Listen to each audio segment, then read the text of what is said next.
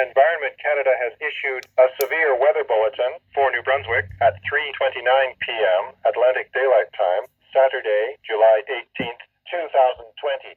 A severe thunderstorm watch is continued for Sussex, Kennebecasis Valley, and Kings County. A severe thunderstorm watch is continued for Grand Lake and Queens County. A heat warning is issued for Grand Lake and Queens County. A severe thunderstorm watch is continued for St. Stephen and Northern Charlotte County. A heat warning is issued for St. Stephen and Northern Charlotte County.